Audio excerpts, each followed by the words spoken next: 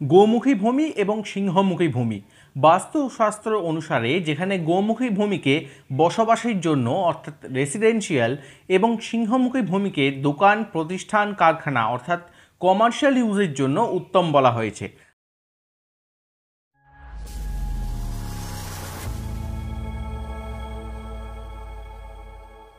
নমস্কার, আপনি কি নতুন বাড়ি জমি কিনতে চলেছেন অথবা দোকান করার জন্য বা কমার্শিয়াল ক্ষেত্রে কোনো প্লট কিনতে চলেছেন?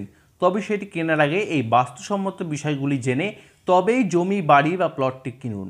কারণ বাড়ি বা প্লটটি কিনে যদি আপনি সেই জমি বাড়ি বা প্লটটি থেকে উন্নতি না করতে পারেন, সেই বাড়িতে জমিতে পা রাখার সঙ্গে সঙ্গেই উন্নতি তো দূরের কথা, একের পর এক সমস্যায় জড়িয়ে পড়েন, তবে সেই ইনভেস্টমেন্টটি একদম নষ্ট হয়ে যায়। আপনার বাড়ির জমিটি বা বাড়িটি বাস্তুসম্মত না হলে সেই বাড়িতে আর্থিক সমস্যা, সাংসারিক অশান্তি, কলহ, নানান কাজে বাধা, রোগ ব্যাধি, আকস্মিক দুর্ঘটনা লেগেই থাকবে।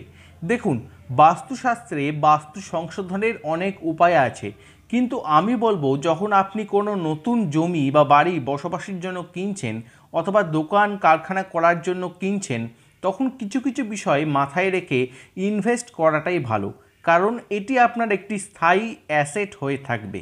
বাস্তুশাস্ত্র অনুসারে গৃহ নির্মাণ করে বসবাসের ক্ষেত্রে অর্থাৎ রেসিডেন্সিয়াল এবং দোকান বা কারখানার জন্য অর্থাৎ কমার্শিয়াল ইউজের ক্ষেত্রে বাস্তুশাস্ত্রের আলাদা আলাদা থিওরি ও মডিফিকেশন রয়েছে। আজকে দুটি বিষয় নিয়েই বলবো, তাই ভিডিওটি মনোযোগ দিয়ে দেখুন। ভিডিওটি ভালো লাগলে লাইক ও শেয়ার করুন, আর জ্যোতিষ সংক্রান্ত নিত্য নতুন ভিডিওগুলি দেখতে চ্যানেলটি সাবস্ক্রাইব করে বেল আইকনটি প্রেস করে রাখুন। দেখুন, ভারতীয় বাস্তুশাস্ত্রে জমি বা ভূমিকে দুটি শ্রেণীতে বিভক্ত করা হয়েছে, গোমুখী ভূমি এবং সিংহমুখী ভূমি। বাস্তুশাস্ত্র অনুসারে যেখানে গোমুখী ভূমিকে বসবাসের জন্য অর্থাৎ রেসিডেন্সিয়াল এবং সিংহমুখী ভূমিকে দোকান প্রতিষ্ঠান কারখানা অর্থাৎ কমার্শিয়াল ইউজের জন্য উত্তম বলা হয়েছে। আপনার বাড়ির জমি অথবা বাড়িটি যদি ছবিতে দেখানো চিত্রের মতো হয়, অর্থাৎ বাড়ি বা জমির সম্মুখভাগটি পিছনের অংশের তুলনায় কিছুটা ছোট হয়, তবে এটিকে গোমুখী ভূমি বা বাড়ি বলে। এই ধরনের জমি বা বাড়িটি বসবাসের জন্য বাস্তুসম্মত। আবার যদি আপনার জমির অথবা বিল্ডিংয়ের পিছনের অংশের তুলনায় সামনের অংশটি বড় হয়, তবে এই ধরনের বিল্ডিং বা জমিটিকে সিংহমুখী ভূমি বলা হয়ে থাকে, যা দোকান প্রতিষ্ঠান কারখানা অথবা কমার্শিয়াল ইউজের জন্য বাস্তুসম্মত হয়ে থাকে। যেহেতু গোমুখী ভূমির পিছনের অংশটি বড়, তাই এই ভূমি বা বাড়িটিতে আগত বসবাসকারী ব্যক্তি তার যাবতীয় অর্থ, ঐশ্বর্য, সম্পদ, সুখ, শান্তি, সমৃদ্ধি স্থায়ী হয়ে যায়। দেখবেন অনেক ক্ষেত্রেই দেখা যায় কোনো ব্যক্তি জমি কিনলেন, বাড়ি কিনলেন বা তৈরি করলেন, কিন্তু বসবাসের আগেই বা কিছু সময় বসবাস করেই তা বিক্রি করতে বাধ্য হলেন, অথবা সেই জমি বাড়ি থেকে তিনি আর্থিক উন্নতি, সুখ, শান্তি, সমৃদ্ধি কিছুই লাভ করতে পারলেন না।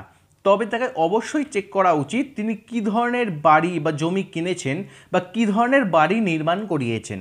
অপরদিকে সিংহমুখী ভূমির সামনের অংশের তুলনায় পিছনের অংশটি ছোট, তাই এটি নির্গমনকে নির্দেশ করে।